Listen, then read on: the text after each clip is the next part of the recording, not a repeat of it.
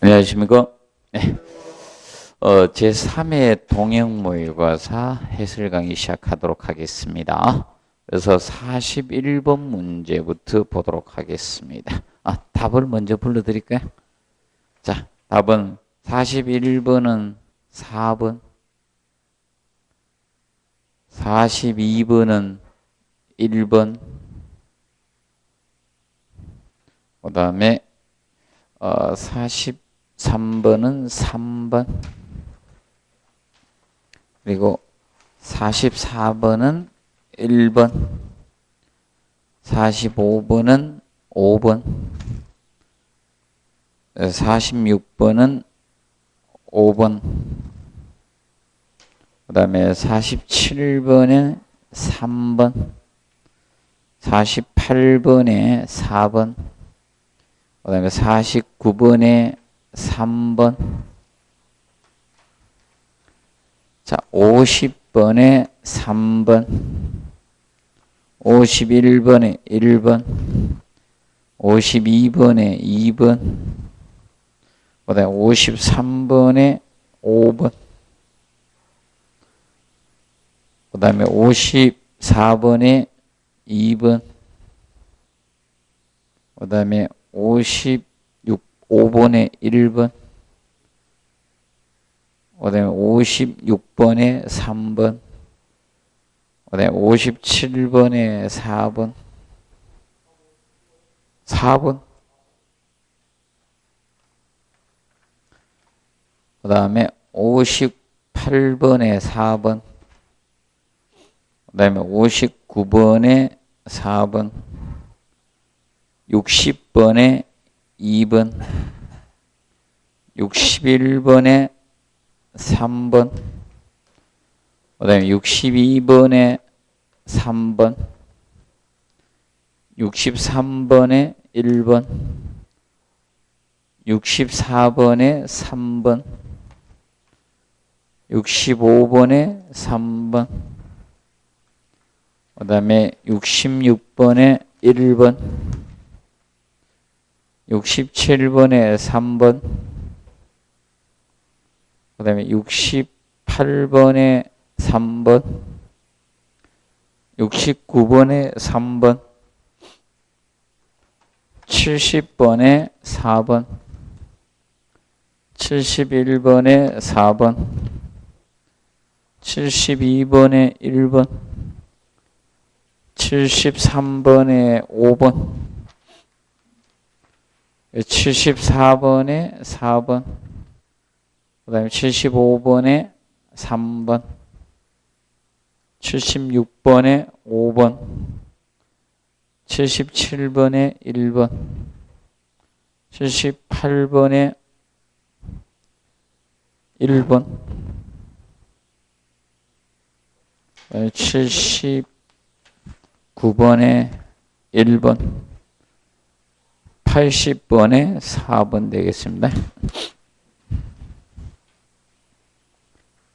그래서 41번 문제부터 보시면, 자, 내진 구조계획 중 건축물의 내진 안정성을 제고하기 위한 고려사항으로 관한 설명 중 옳지 않는 것 해놨죠.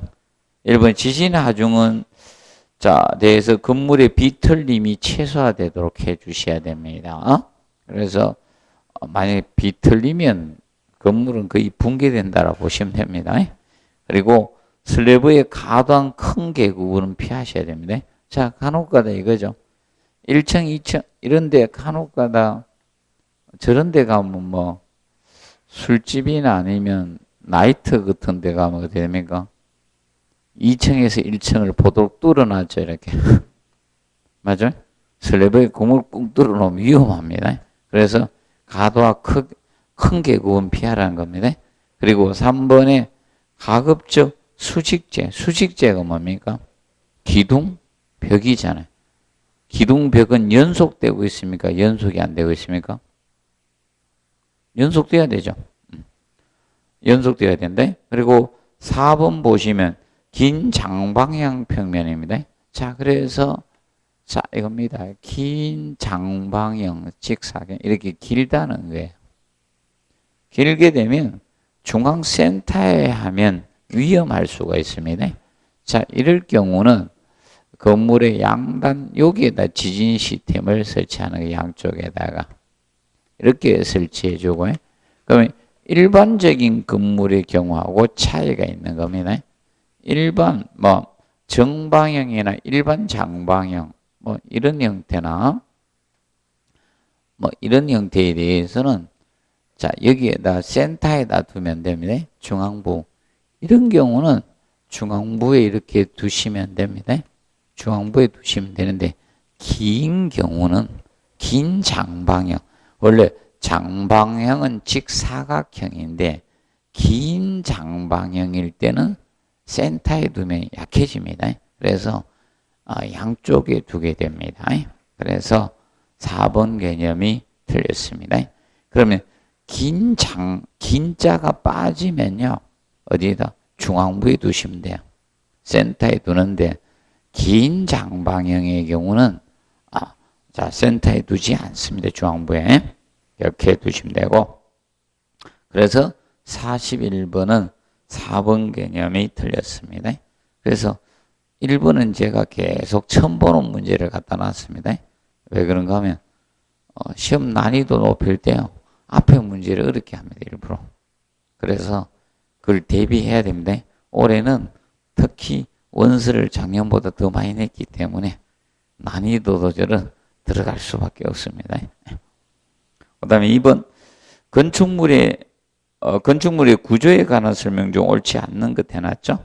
먼저 1번 내력벽 구조 또는 전단벽 구조라고 했습니다.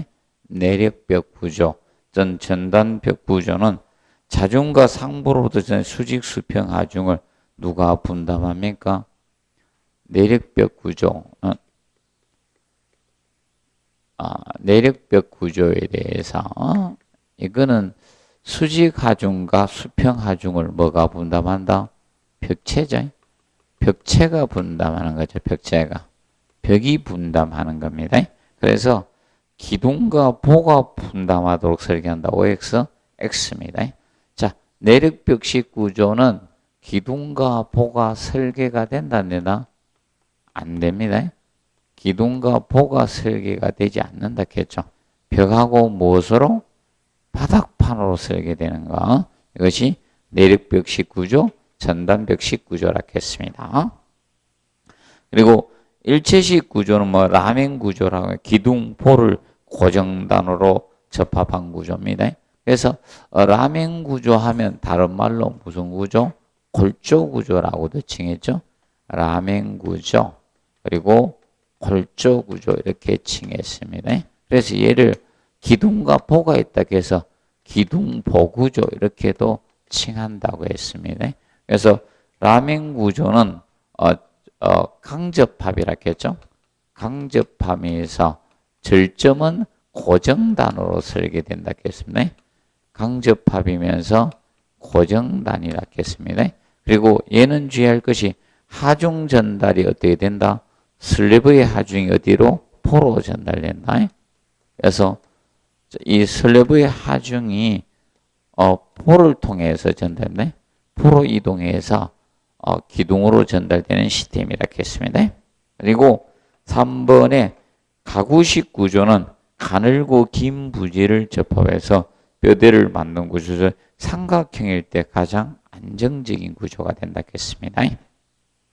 그리고 4번에 조적식 구조는 벽돌이나 시멘트 블록 등을 접착제로 쌓아올린 구조가 조적식 구조다. 그래서 이거는 고층 건물엔 적합하다, 부적합하다? 부적합하다. 그리고 조적식 구조는 무슨 구조에 속했다? 습식 구조라고 했습니다. 습식 구조.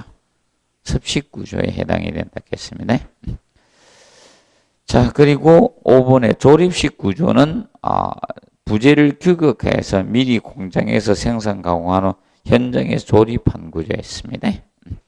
그리고 43번에 자, 집안조사 방법에 관한 설명으로 옳지 않는 거. 1번에 토질시험 샘플링 방법은 한국 산업규격에 따르면 됩니다. 그리고 2번에 평판 지하섬의 지하판에 거기는 지름 300mm가 표준이 됩니다. 그리고 이때 최대 지하 하중은 극한 지지역하고 예상되는 설계 중에 3배로 가면 돼요. 그래서 기본 실험은 3배로 합니다. 그래서 그 2번하고 4번에 보시면 말뚝의 지하 시험은 최대 하중은 그 해놨죠. 극한 지유 예상되는 설계 하중 몇 배? 3배. 기본 3배 항상. 시험을 할 땐 3배로 합니다. 3배. 3, 4으로 갑니다. 그리고 3번에 보면 지하는 우리가 2단계 이상으로 한다 해서 틀렸어요. 지하는 몇 단계로 하락했습니까? 지하는 5단계라 했잖아요. 지하는 5단계 이상으로 한다 했죠. 지하는 5단계 이상으로 한다 했습니다. 그래서 예정 파괴 하중이 얼마? 5분의 1 이하로 하라. 이것이 바로 지하를 몇 단계? 5단계 이상으로 하라 이겁니다. 조금씩 하중을 더 가해가야 된다는 뜻입니다. 기억해 두시고.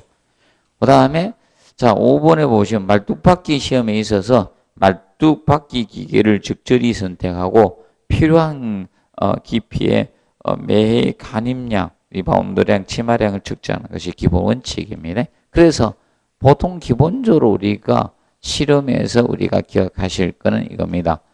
여기서는 뭐 평판 지하 시험을 갖다가 언급을 좀 해놨습니다. 앞전에는 표준 간입 시험을 냈으니까 표준 간입 시험은 뭐였습니까? 자, 표준 간입 시험 집안의 밀실도를 측정하는 시험이었죠. 타격 횟수로 우리가 구한 거였고요.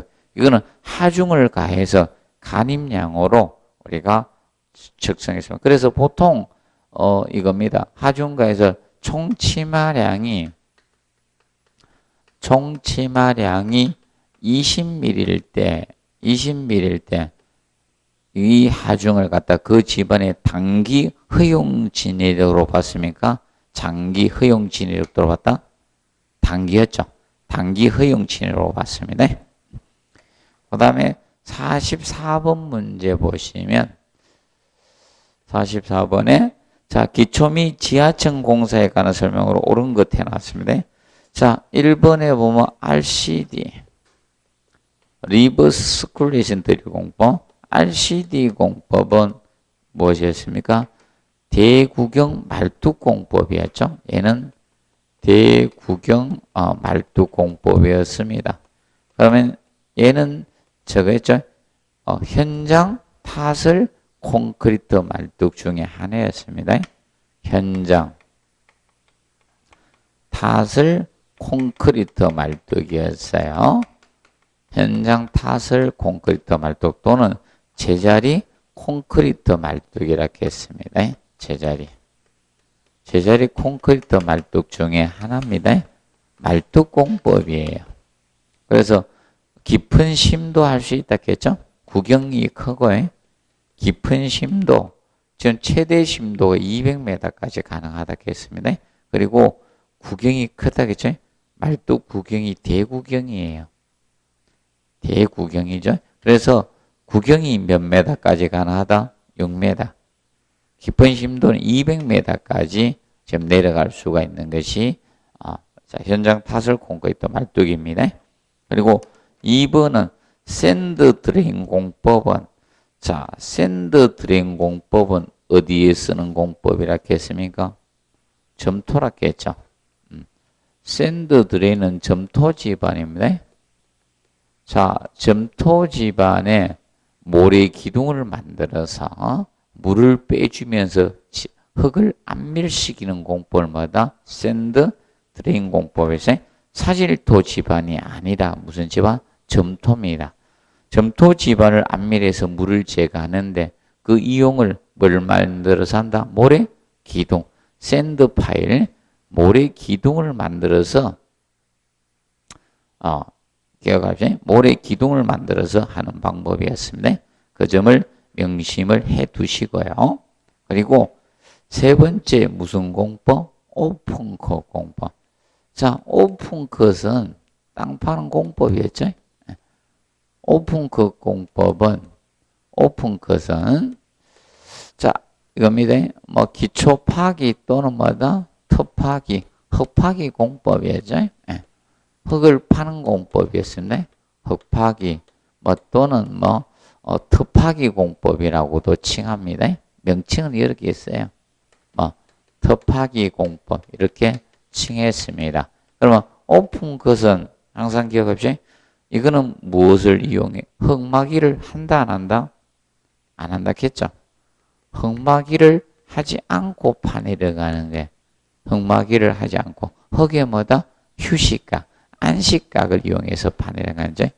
예, 흙에 휴식각이라고도 하고 또는 안식각. 안식각을 이용해서 파내려 가는 공법이 오픈컵 공법이다.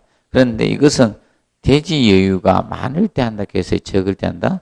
많을 때. 그래서 자극 공간이 많이 필요하기 때문에 자 오픈컷은 대지 여유가 있을 때 쓰는 공법에 대지 여유가 많을 때 쓰는 거지 있을 때 쓰는 공법이에요. 그렇기 때문에 도심지는 적합하다 부적합하다? 부적합한 공법이라 했습니다. 그래서 흙막이를 설치하여서 OX, X입니다. 얘는 도심지에 쓰는 공법이 아니라는 점 기억을 해 두시고요. 그 다음에 자 4번에 슬러리 월공법은 뭐다? 지하 연속벽 공법이라 했죠. 우리나라 말로 하면 지하 연속벽 공법으로서 얘는 안정액을 이용해서 파내려 간다 했습니다.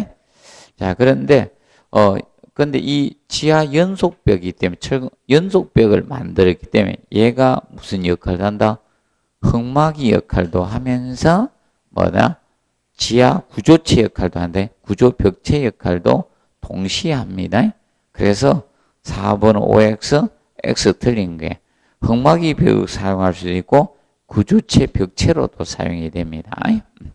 그래서 슬러리 월공법 그리고 탑다운 공법은 자 탑다운 공법을 다른 말로 뭐라고 한다? 탑다운 공법을 역타공법 또는 역구축 공법이라고 돼요. 역타공법 또는 역구축 공법 이렇게도 칭해요. 그래서 탑다운 공법. 자, 탑다운 공법은 도심지 연약 지반에서 지하 굴착과 지상 축조를 동시에 하는 공법이라 했죠. 그러면 이거는 탑다운 공법 어떻게 공사한다 했어요? 자, 그럼 자 이렇게 공사한다 했죠. 내가 공사를 하려고 하면 여기에다가 지하 외부 벽에다가 뭐다? 슬러리 월공법으로 지하 연속벽하고 연속벽 설치를 하고 그 다음에 기둥 공사해가지고 기둥 설치해서 1층 슬래브 시공을 먼저 한다 했죠. 1층 슬래브를 공사해 놓고 나서 지하 굴착과 지상 축조를 동시에 한다 했죠. 지하 굴착과 지상 축조를 동시에 하는 공법이 무슨 공법이다? 바로 탑다운 공법 개념이 된다 했습니다. 그래서 도심지에 쓰는 공법입니다. 그럼 뒤에 넓은 작업 공간을 필요하므로 도심지 공사에 접근하지 않는 것은 뭐다? 오픈컷이 오픈컷 공법이 도심지 부적합하고 쓸 수 있는 겁니다. 그래서 44번은 1번이 옳은 지문이고 나머지는 틀렸습니다. 그 다음에 45번 콘크리트 용어에 관한 설명 중 옳지 않는 것. 자, 레이팅스는 블리딩으로 인해서 콘크리트나 모르다 표면에 떠오르는 가라앉는 물질, 이물질을 백색의 이물질을 뭐다? 레이튼스라고 했습니다. 자, 그리고 반죽줄기 큰 시스템은 주로 뭐다? 수량, 물숫자입니다.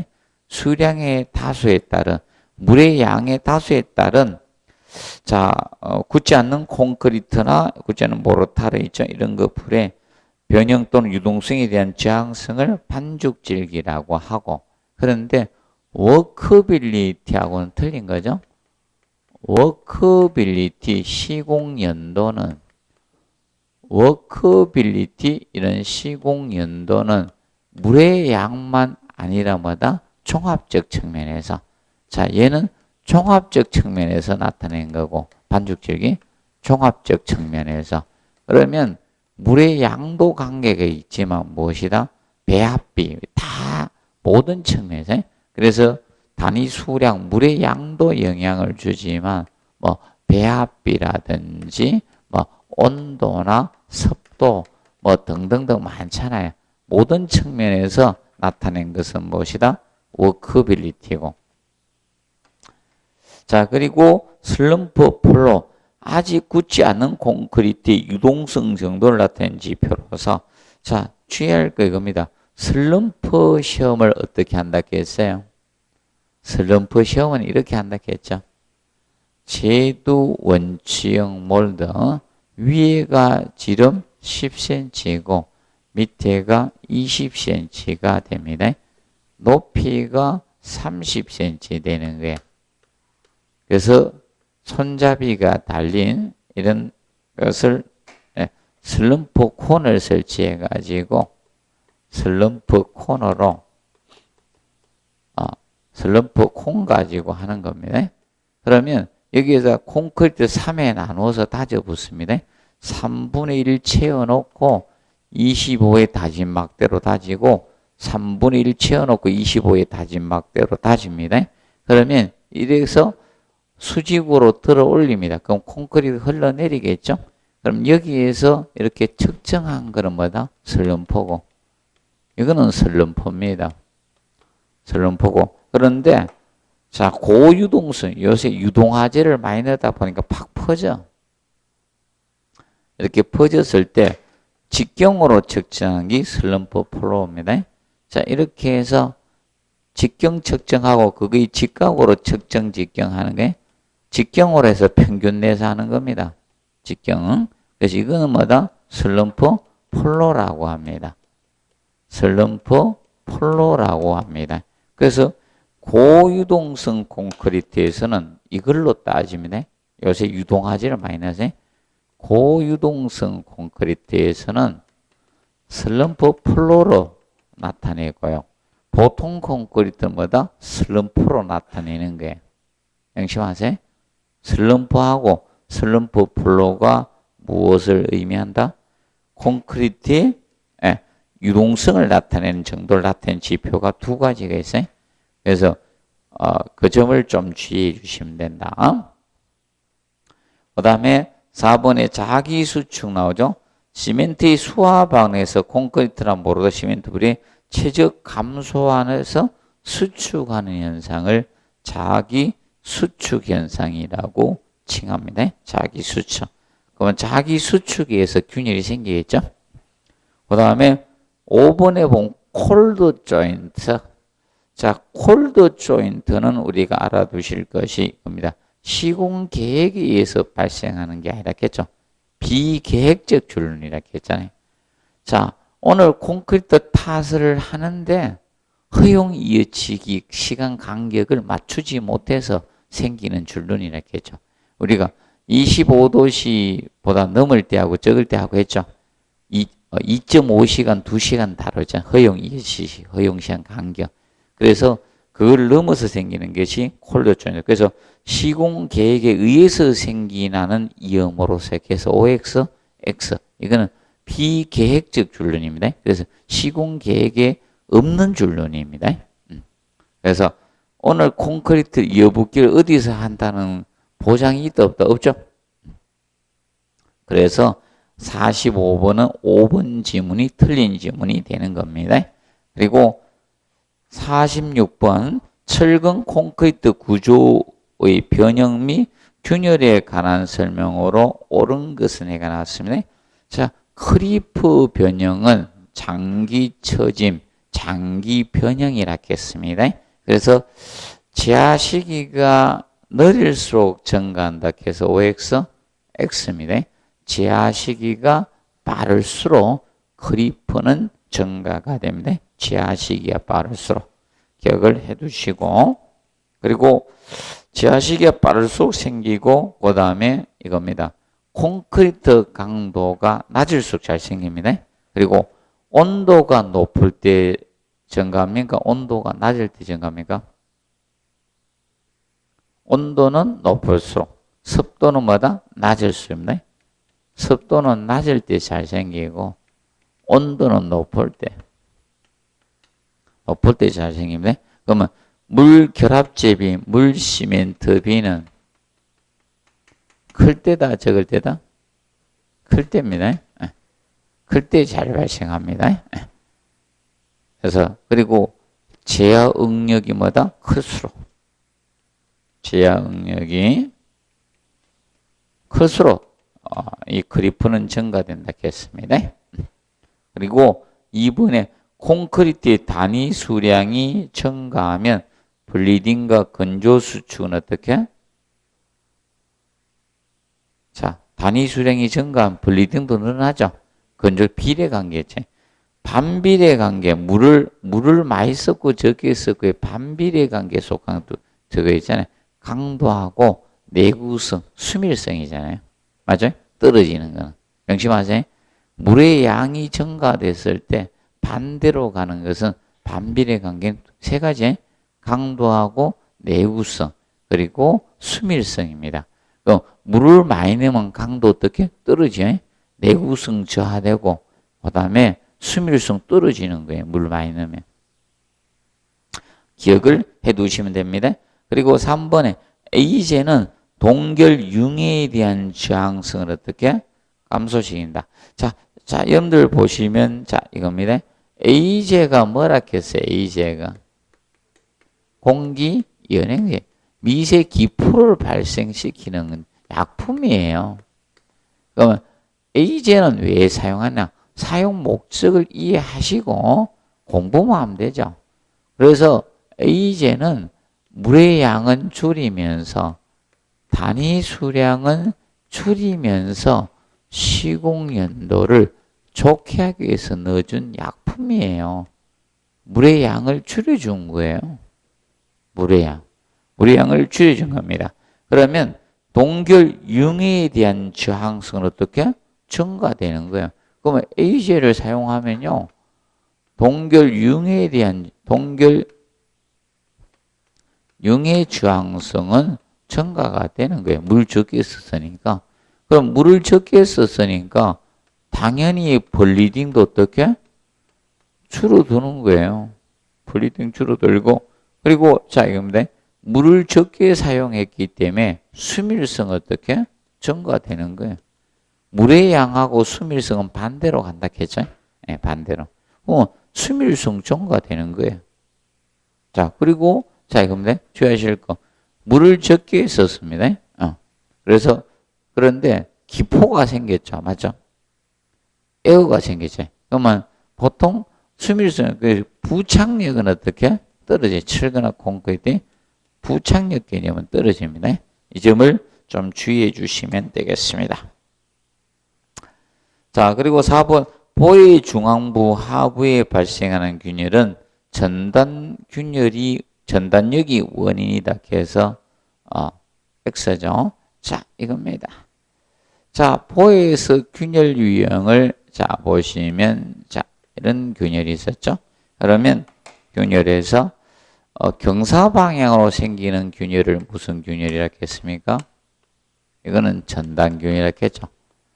뭐 사인장 균열이라고도 하는데 이 전단균열은 이 전단력하고 힘 모멘트 두 가지가 합성돼서 발생합니다.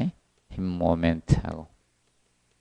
그런데 보의 중앙부 하부에 이렇게 수직으로 균열을 간다. 이것을 흰 균열이라고 합니다.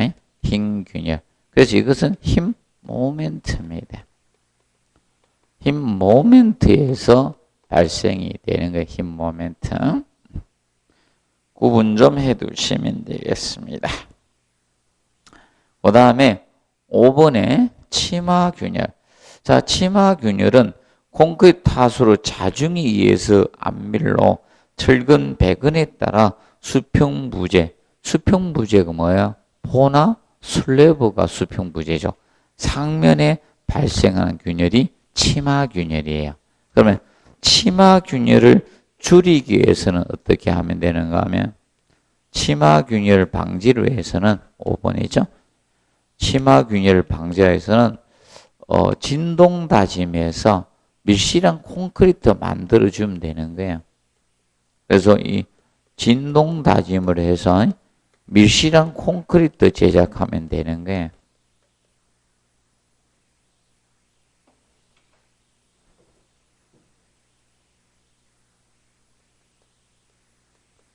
콘크리트 제작을 하면 이것은 치마 균열을 방지할 수 있는 개념이 됩니다. 그리고 굵은 철근을 쓰면 잘 일어나요. 그래서 될 수 있으면 철근은 뭐다? 가는 철근을 많이 사용하는 게 좋습니다. 그래서 46번은 5번이 맞습니다. 그 다음에 47번. 자, 콘크리트에 관한 설명 중 옳은 거 해놨죠? 자, 경량골재 콘크리트의 공기량은 일반 골재 사용 콘크리트보다 어떻게? 3% 크게 하는 것이 아니라 몇 프로? 1% 크게 해주면 됩니다. 그러면, 자, 1% 크게 하면 돼. 1%. 그럼 보통 콘크리트가 4.5예요. 보통 콘크리트가 4.5고, 경량 콘크리트는 경량골재에 사용하면 이거는 5.5%가 됩니다. 5.5%. 1% 크게 합니다. 그리고 동결 융해 작용을 받는 물결합 제비는 몇 프로 한다? 45% 이하로 하면 돼요. 자, 물결합 제비는 우리가 알아두실 게 기본은 몇 프로? 60% 하락했죠? 물결합 제비는 기본이 60% 이하가 기본입니다. 60% 이하로 하되, 자, 이거지. 탄산화 저항성을 고려하면 55%예요. 탄산화 저항성을 고려할 때, 이때는 55% 이하가 됩니다. 그리고 수밀성 기준이란 조건이 주어지면 수밀성 기준일 때는 50% 이하가 됩니다. 그리고 45% 이하가 되는 경우가 더 줄여야 될 경우가 바로 제빙하악제 사용하거나 제빙하악제를 사용하거나 아니면 동결융해를 받는 콘크리트, 동결융해를 갖다가 받는 콘크리트 이런 경우는 더 줄이라 이겁니다. 그 다음에 3번 유동화 콘크리트 슬럼프 전가량은 100mm 이하로 해주시고 그 다음에 보통 50에서 80mm 표준으로 잡고 있습니다. 그리고 4번에 한중 콘크리트 등 공기 연행 콘크리트 사용하는 게 원칙이죠. 자, 사용하지 않는 게 원칙은 무슨 콘크리트 사용하지 말았겠어요? 고강도 콘크리트는 공기 연행을 하지 않는 게 원칙이고 나머지 콘크리트는 뭐 하라? 공기 연행을 하는 것을 원칙으로 잡는다 했습니다. 그래서 4번 OX, X. 자, 명심하세요. 누구만 공기 연행을 안 한다? 고강도 콘크리트만 공기 연행을 안 한 게 원칙이고 나머지는 하는 게 원칙이에요. 그 점 기억하시고 그 다음에 5번에 고강도 콘크리트는 기상 변화가 심하거나 동결 융해에 대한 대책이 필요한 경우를 제외하고는 공기 연행제를 사용하지 않는 게 원칙이고 주의하십시오. 고강도는 하지 않는 게 원칙이고 나머지는 뭐다? 사용하는 게 원칙이에요. 혼돈하지 않도록 하십시오. 그래서 4번, 5번 혼돈하면 안 됩니다. 다른 콘크리트하고. 그 다음에 48번 문제. 철골 구조의 접합 방법 중 볼트 조임에 관한 설명 중 옳지 않는 것. 1번에 볼트 머리와 너트 밑에 각각에 와셔 1개씩 끼우고 너트를 회전시켜 주오라 했습니다. 너트. 이때 토크 전당형 고장형 볼트가 특수 고장형 볼트라 했죠. 이때는 너트 측에만 와시 한 개를 넣습니다. 그리고 2번에 볼트 끼움에서 본조인 같은 날 작업 끝나라 했죠? 같은 날 작업이 끝난다. 그리고 2번 볼트 조임 검사에 사용하는 기기 중 토크렌치 충측맥 플러스 마이너스 3% 오차 범위 내가 됩니다. 그리고 교량에서 토크를 줄이기 위해서 표면 처리한 와시를 사용할 때는 자 볼트 측에만 사용하는 것이 아니라 어떻게? 너트 측에만 사용하는 거예요. 그래서 아까 뭘 회전시켜서 조으라 했어요? 너트를 회전시켰겠죠. 그러니까 너트 측에만 사용하는 거예요. 헷갈리면 안 돼. 항상 기억하세요. 누굴 회전시켜서 조은다? 너트를 회전시키니까 너트 쪽에 넣어주는 거예요. 그래서 특수 고장력 볼트도 어느 쪽에 너트 와시에 넣고 와시를 너트 쪽에 와시에 넣으라 했죠. 볼트 쪽이 아니고 맞아? 그것을 구분을 딱 해둬요. 그래서 48번은 4번이 틀린 거예요. 봐두시고 그리고 5번에 교량에서 용접과 고장력 볼트 마찰을 병용할 때는 모르면 뭐부터 먼저 한다? 용접 후에 볼트는 쪼는 게 기본 원칙이라 했죠. 그리고 49번 용접 결함에 관한 설명으로 옳은 것 해놨습니다. 피트는 아크 용접할 때 비드끝 오목하게 1번은 피트에 대한 설명이 아니죠. 1번은 피트가 아니고 뭐다? 크레이트죠.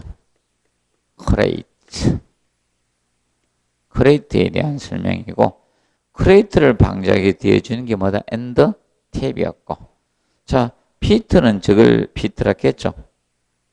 저기 5번에 있네. 기공이에서 용접부 표면에 작은 구멍이 생기는 결함. 서로 바뀌었네. 1번하고 5번하고. 그 다음에 2번 언더컷은 뭘 언더컷이라 했습니까? 자, 그거는 4번이네. 모재가 녹아 용착금속이 채우지 않고 호흡으로 남는 결함이 뭐다? 언더컷이고. 그리고 그 2번에 보면 용융 금속이 응고될 때 방출가스가 남아서 생긴 결함이 뭐다? 4번에 공기구. 2번하고 4번이 서로 바뀌어 있네요. 서로 바뀌어 있네요. 그러면 공기구멍은 다른 말로 뭐라고 되어 있습니까? 영어로는 블로홀이고 이것을 기공이라고 돼요. 기공. 블로홀. 자, 그리고 3번 오버랩은 용접 금속이 모재 융합돼 겹쳐지는 현상을 오버랩이라고 했습니다. 오버랩. 그리고 종류 정확히 알아두라고 했습니다. 종류. 그리고 50번 문제 보시면 50번. 자, 조직 공사에 관한 설명 중 옳지 않는 거. 자, 콘크리트 벽돌은 쌓기 직전에 물을 죽이지 않는다 했습니다. 그리고 내화벽돌은 물추김 한다 안 한다? 안 한다. 내화벽돌은 물추김 하지 않습니다. 그리고 붉은 벽돌은 하루 전에 충분히 물추게 주라 했죠. 그리고 2번에 세로 줄르는 모르타르는 벽돌마다 마구리면에 충분히 발라서 쌓라 했죠. 사춤 채워주는 개념이 아니라 발라서 쌓는다 했습니다. 그리고 3번에 블록은 충분히 물을 축인다. 물로 축여서 모르타르 경화수 부족함을 방지한다 해서 OX, X입니다. 자, 블록의 경우는 모르타르 접착면만 적당히 물을 축인다 했죠. 모르타르 접착면만 적당히 물축임을 하는 거예요. 충분히 물을 축이면 블록은 공동부가 있기 때문에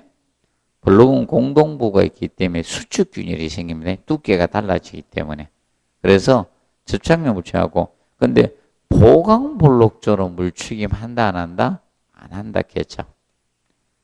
보강블록조에서는 물축임을 안 한다 했어요. 보강블록, 콘크리트 블록은 물축임을 안 하고 혼돈해서는 안 됩니다. 주의해 주시고.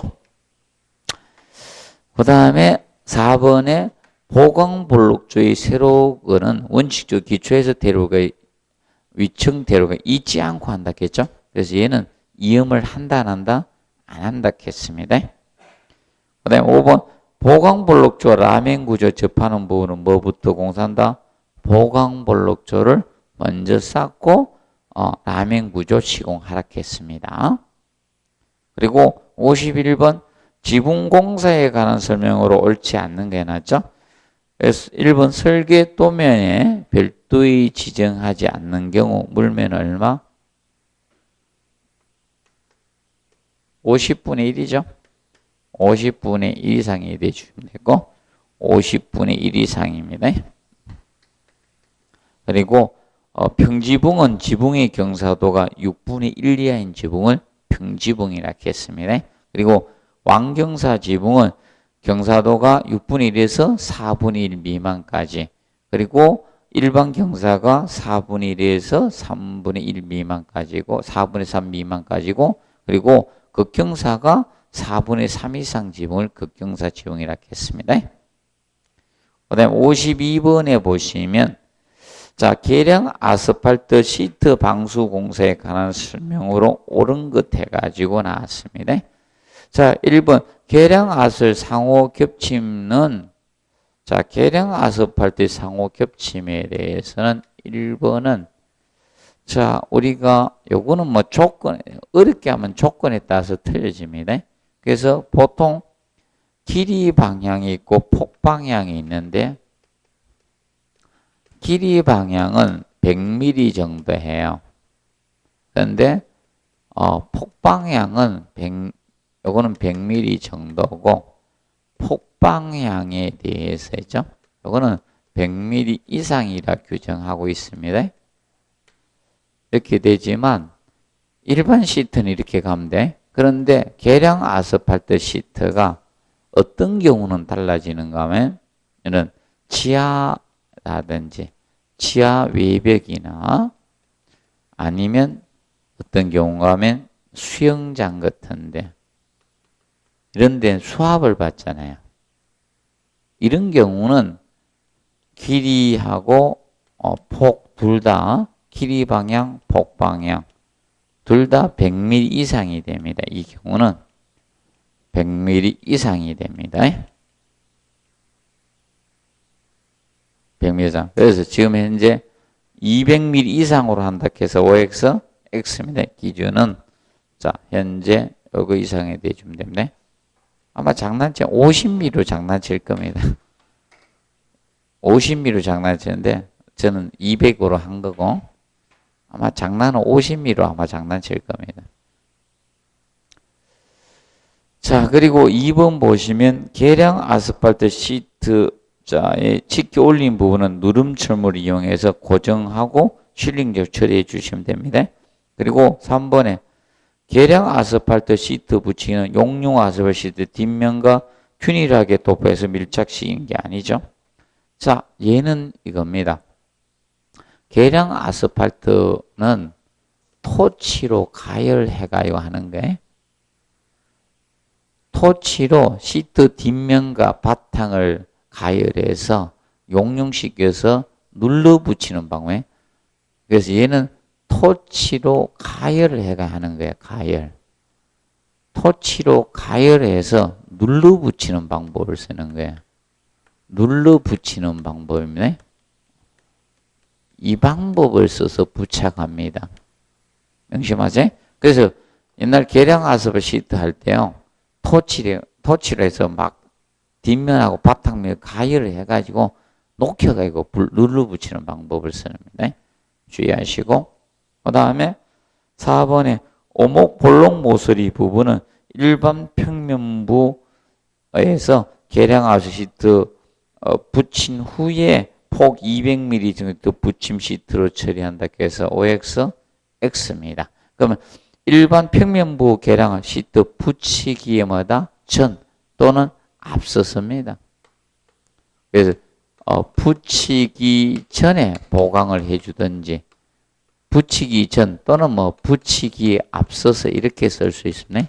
붙이기에 앞서서. 미리 해주라 했어요. 미리 보강은. 오목, 볼록, 모서리 보강은 미리 선행입니다. 미리 해줘야 됩니다. 항상 앞서서. 이것만 명심하라겠죠.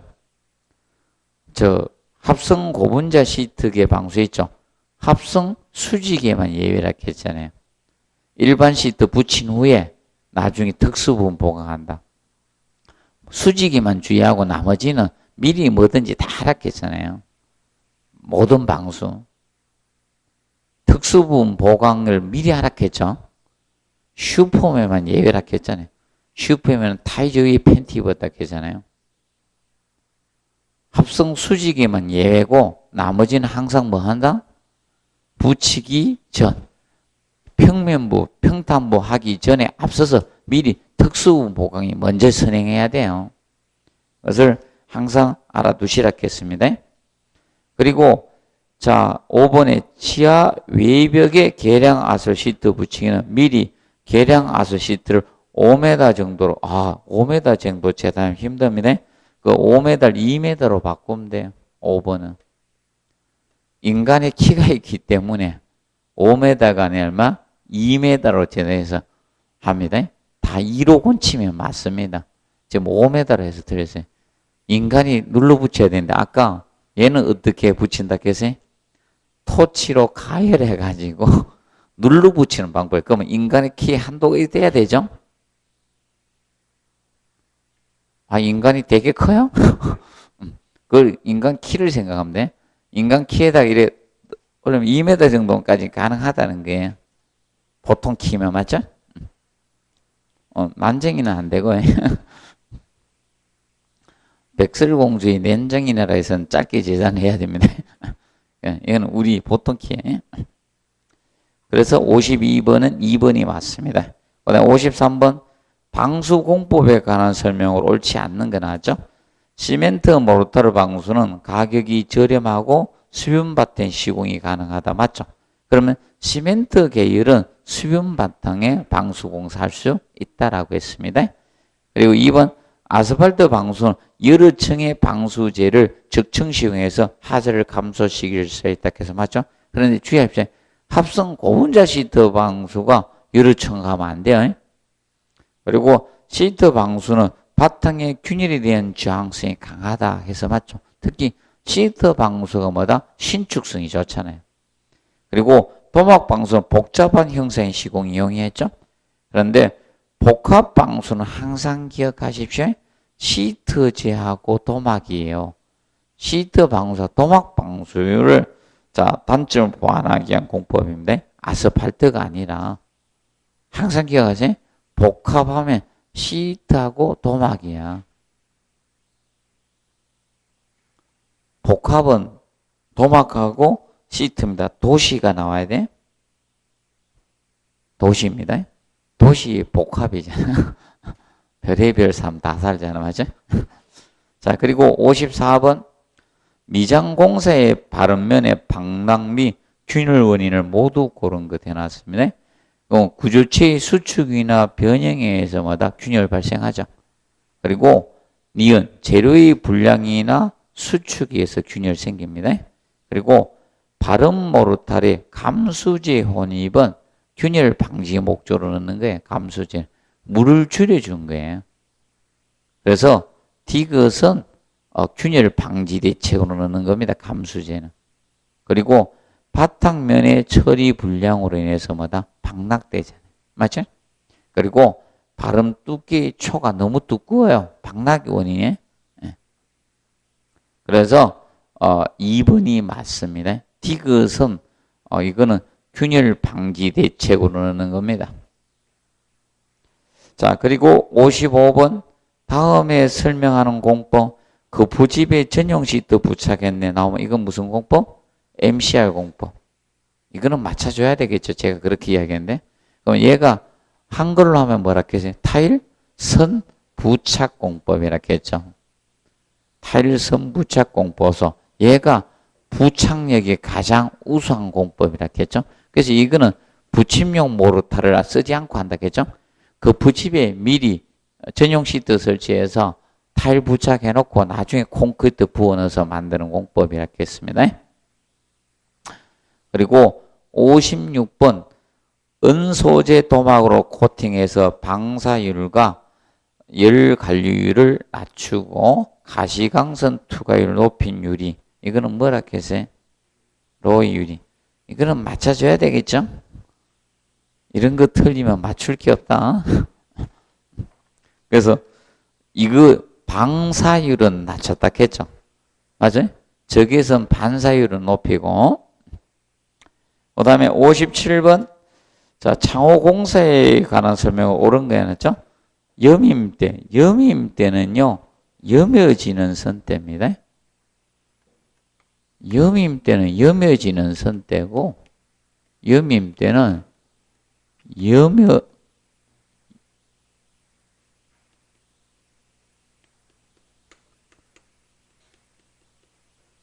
지는 선대고, 마중대는 뭐다? 맞닿는 선대입니다. 마중대는 맞닿는 선대입니다. 맞닿는 선대가 마중대고요. 자, 그리고 2번 을종방화모는 뭐다? 비차열만 30분이죠.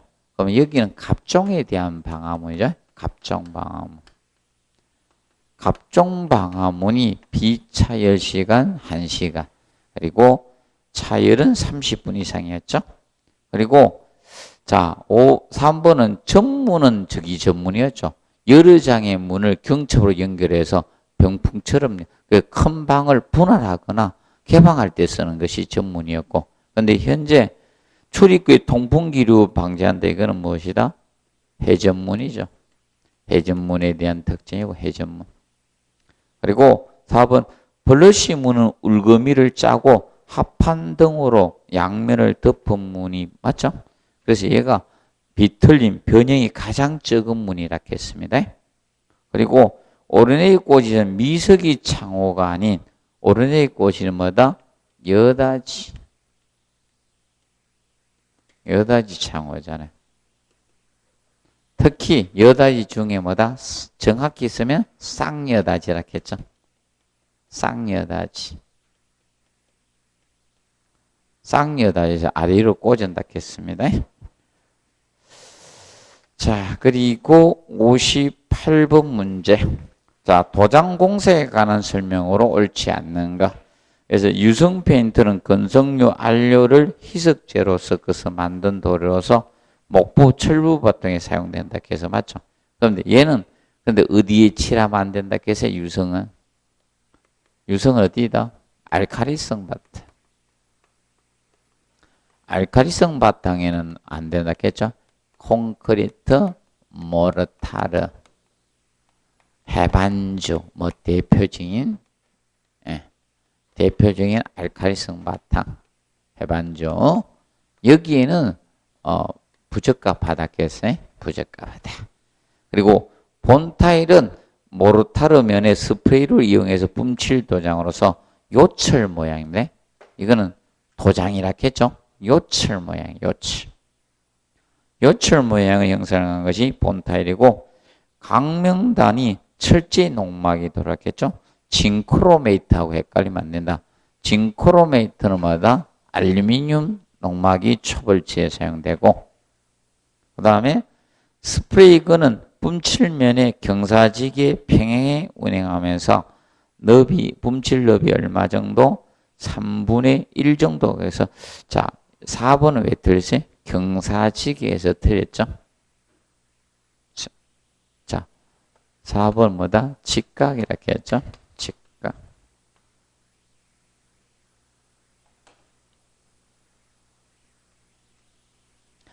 자, 그리고 5번 주위 온도가 5도씨 미만이나 상대 습도 85% 초과된 도장 작업을 피하시라 했습니다.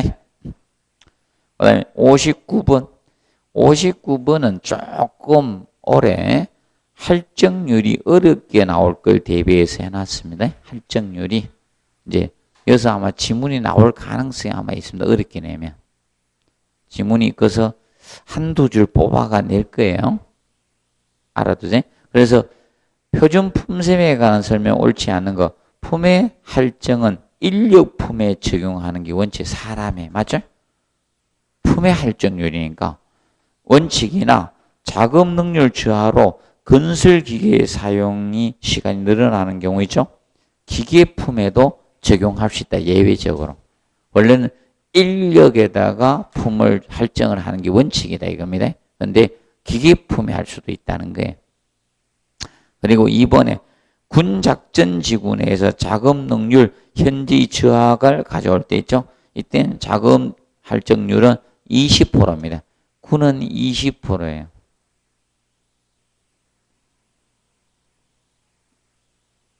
군에서 욕 나오도 참아야 되죠. 이를 물고 참아야 됩니다. 그리고 도서지구나 공항 해놨죠? 공항은 1일 비행기 이착륙에서 20회 이상이다. 그러면 체크하세요. 공항, 이게 의미하는 것은 무엇을 의미합니까? 소음이 심하면 작업 능률 떨어지죠? 맞죠? 공항은 소음이에요, 소음. 그래서 20회 이상입니다. 아이고, 하루에 한 대 뜨고 내리면요. 그건 소음으로 볼 수 없죠? 그때만 참으면 되죠, 맞아요? 그리고 도로 개설이 불가능한 산악지역이나 이땐 작업 발전률 인력품을 50%까지 가산해 주라 이게. 그런데 4번 정상 작업, 정상 공기해죠. 불가능해서 야간이 나오면 이때는 품의 할증률이 50%가 아니고 야간이 나오면 25%입니다. 야간은 25%. 야간은 25%입니다. 저거하고 또 생각하면 안 돼요. 야간할 때 주간에 비해서 야간은 저거 더 주는 거 있죠. 돈 주는 거는 틀리죠. 야간 작업하거나 있죠. 이 휴일에 작업할 때 1.5배로 가져 돈은 그거하고 헷갈리면 안 됩니다. 품의 할증률은. 자, 그리고 5번 10제곱미터 이하의 기타 이에 준해서 소단위 건축 공사 있죠? 이런 경우는 50%입니다. 이 경우는 50%입니다.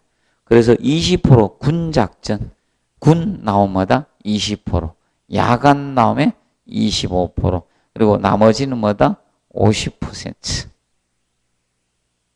혹시 하나 두세요.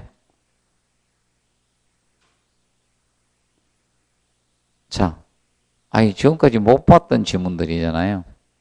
그러면 여러분들 난이도 높이면요, 못 봤던 거 내는 거예요. 시중에 없는 거. 연습하시라는 거예요.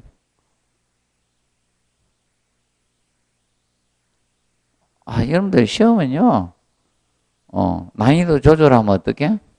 황당하게 냅니다. 기존에 안 봤던 놈 막 냅니다.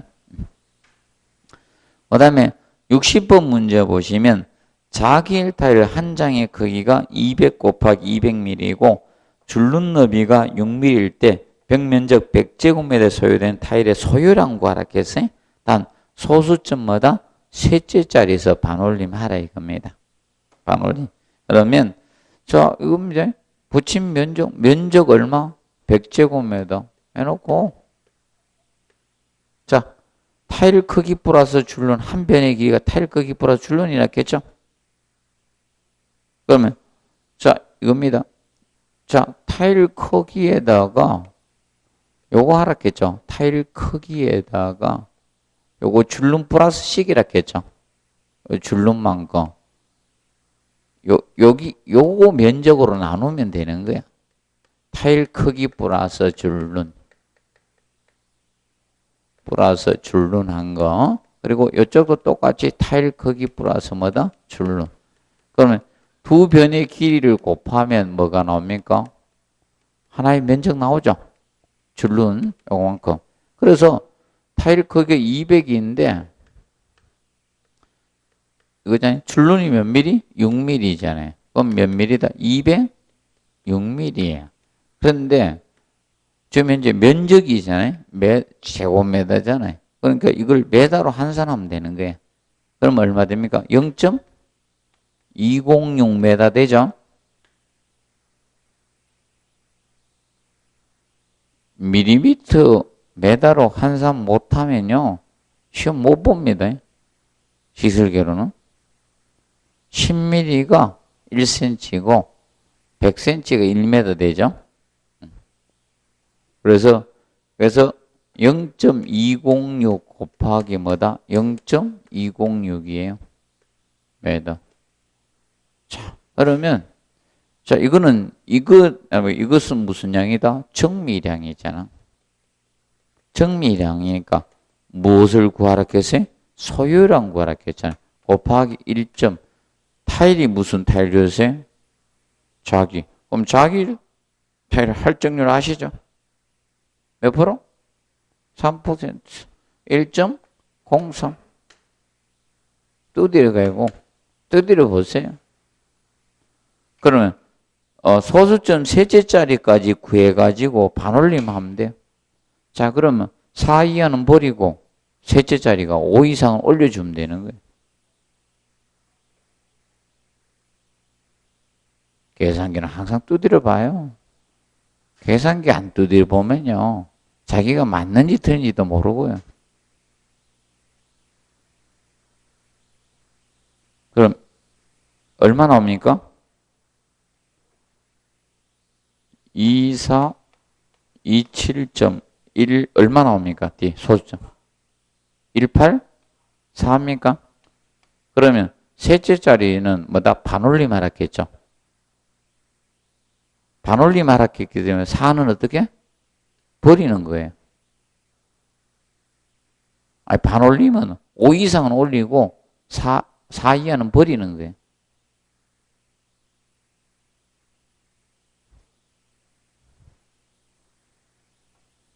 자, 그래서 이제 구조 문제까지 풀었습니다. 그러면 61번 석공기 설비 문제부터는 잠시 휴식하고 풀도록 하겠습니다.